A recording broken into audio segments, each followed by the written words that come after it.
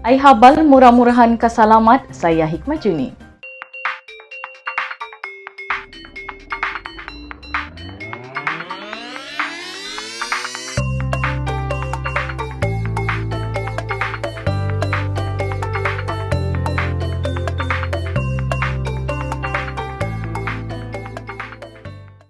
Sabah merekodkan 5 kes kematian dan 489 kes positif baru COVID-19 hari ini.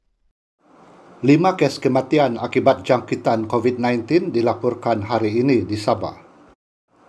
Ketua Pengarah Kesihatan Tan Sri Dr. Nor Hisham Abdullah berkata, daripada 5 kes kematian di Sabah itu, 3 kes dilaporkan di Hospital Queen Elizabeth dan 1 kes masing-masing di Hospital Sempurna dan Hospital Duchess of Kent, Sandakan. Kesemua pesakit yang berusia antara 39 hingga 74 tahun itu mempunyai latar belakang penyakit kronik seperti darah tinggi, kencing manis, penyakit buah pinggang, dan stroke. Tambahan kes terbaru ini menjadikan kes kematian yang dilaporkan di Malaysia meningkat kepada 176 kes, sementara kumulatif kes kematian di Sabah meningkat kepada 51 kes. Daripada 627 kes positif baru yang dilaporkan di seluruh negara hari ini, 489 kes adalah di Sabah. Dr. Nor Hisham berkata, peningkatan kes di Sabah ini susulan lebih banyak keputusan ujian makmal telah diperoleh. Negeri Sabah terus mencatatkan jumlah kes tertinggi iaitu 489 kes bersama dengan 77.7%. Lebih banyak keputusan makmal telah pun diperolehi.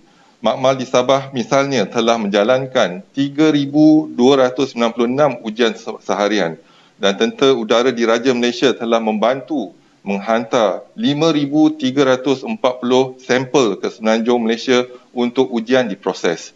Perincian kes penularan COVID-19 dalam negara adalah seperti berikut. Di negeri Sabah, 489 kes telah dilaporkan hari ini, iaitu 260 kes daripada saringan kontak rapat kepada kes positif COVID-19. 71 kes daripada kluster-kluster sedia ada, iaitu elakkan bersalaman ataupun bersentuhan termasuk melagakan mana-mana bahagian tubuh badan sebagai menggantikan cara kebiasaan bersalaman. Amalkan etika batuk dan bersin yang betul, dapatkan rawatan segera jika bergejala, duduk di rumah dan elakkan kunjung-mengunjung. Lakukanlah aktiviti disinfeksi dan pembersihan di kawasan yang kerap disentuh. Patuhilah kepada SOP sebagai norma baru, iaitu syarat-syarat seperti yang ditetapkan di bawah Perintah Kawalan Pergerakan Pemulihan. Orang yang berisiko tinggi seperti kanak-kanak, warga emas dan orang kurang upaya perlu dilindungi, manakala individu tidak sihat dan bergejala dikehendaki segera mendapatkan pemeriksaan kesihatan. Penjarakan fizikal sekurang-kurangnya 1 meter diamalkan pada setiap masa. Kementerian akan terus memantau perkembangan kejadian jangkitan dalam negara dan juga di luar negara melalui maklumat yang diperolehi daripada Pertubuhan Kesihatan Sedunia. Orang ramai akan sentiasa dimaklumkan sebarang perkembangan terkini dan kementerian akan memastikan langkah pencegahan dan kawalan dilaksanakan secara berterusan. Sementara itu, sebanyak 75,000 kit ujian saringan COVID-19 RTK antigen dihantar ke Sabah semalam dengan bantuan Tentera Udara Diraja Malaysia. Dr. Nor Hisham berkata, 25,000 lagi stok RTK antigen akan dihantar ke Sabah bulan hadapan yang cukup untuk kegunaan selama sebulan. Pada hari ini kita telah menghantar 75,000 ujian RTK antigen ke negeri Sabah dan minggu depan kita akan menghantar 25,000 ujian RTK ke negeri Sabah. Turut dihantar ke Sabah lebih ramai pasukan paramedik dan pakar perubatan. Hospital Medan di Tawau yang diaktifkan Angkatan Tentera Malaysia pula dijadual beroperasi 20 Oktober ini.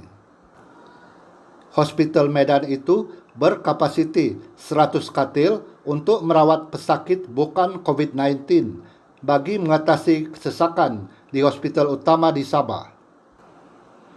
Sementara itu, Menteri Kanan Keselamatan Datuk Seri Ismail Sabri Yaakob berkata, kawalan sempadan negara agar tidak dibolosi pendatang asing tanpa izin parti, khususnya di Sabah, terus dipergiatkan menerusi Ops Benteng. Penularan wabak COVID-19 di Sabah antara lain berpunca daripada parti. Seramai 7,712 parti, 775 tekong dan 316 penyelundup telah berjaya ditahan oleh pihak berkuasa di seluruh negara.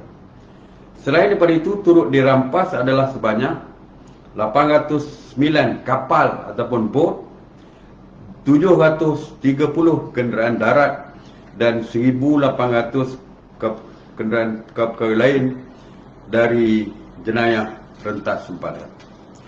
Semalam sahaja, Ops Benteng telah berjaya menahan 37 parti, 3 tekong serta berjaya merampas 6 kenderaan darat.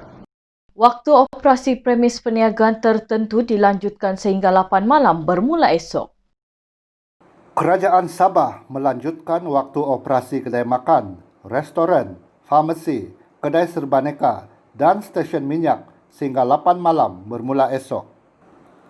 Menteri Kerajaan Tempatan dan Perumahan Datuk Seri Panglima Masidi Manjun berkata, sebelum ini kesemua premis perniagaan itu hanya dibenarkan beroperasi dari 6 pagi hingga 6 petang sahaja.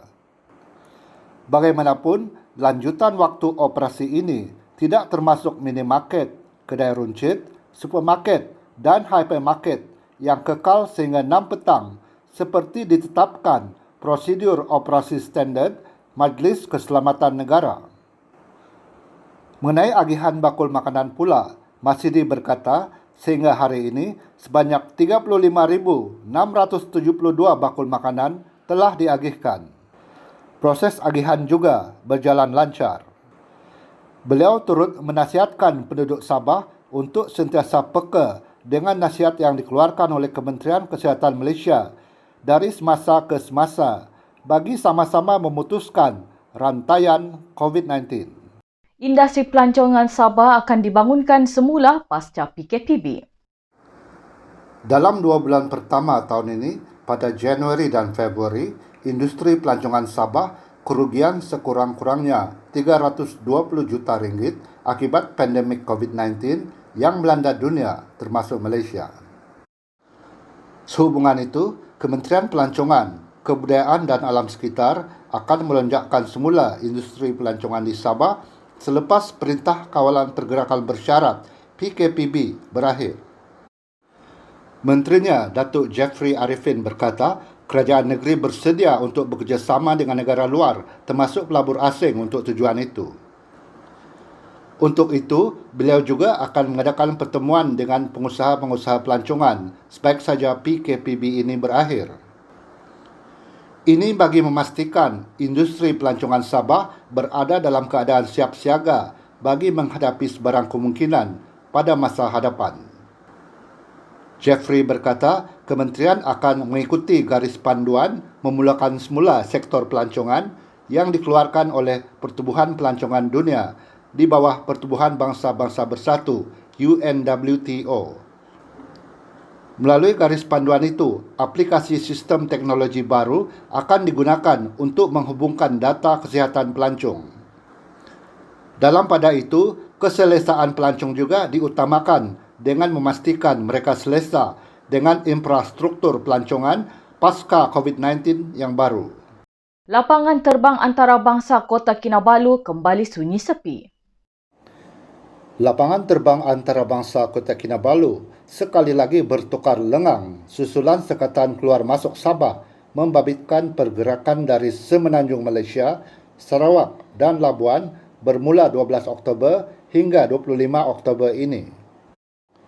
Menteri Kanan Keselamatan Datuk Seri Ismail Sabri Yaakob bagaimanapun berkata terdapat pengecualian khas diberikan kepada kes-kes tertentu seperti kecemasan, kematian atau perkhidmatan perlu.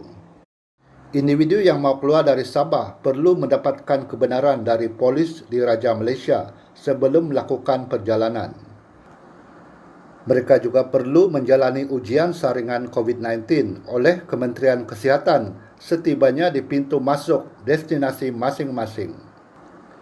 Bagi pergerakan masuk ke Sabah, Ismail Sabri berkata, kebenaran hanya diberikan kepada rakyat Sabah yang memegang MyCard Code H, serta pasangan kepada rakyat Sabah dengan mengemukakan bukti perkahwinan dan sijil lahir anak. Turut dibenarkan pekerja bidang perkhidmatan perlu yang mempunyai pas imigresen Malaysia sah, serta pelajar bukan rakyat Sabah yang mempunyai kad atau pas pelajar daripada Jabatan Imigresen di Sabah. Manakala anggota perkhidmatan awam persekutuan yang berkhidmat di Sabah perlu mendapatkan COP Seksyen 66/1/D Akta Imigresen 1959 Palang 63 di Pejabat Imigresen Sabah.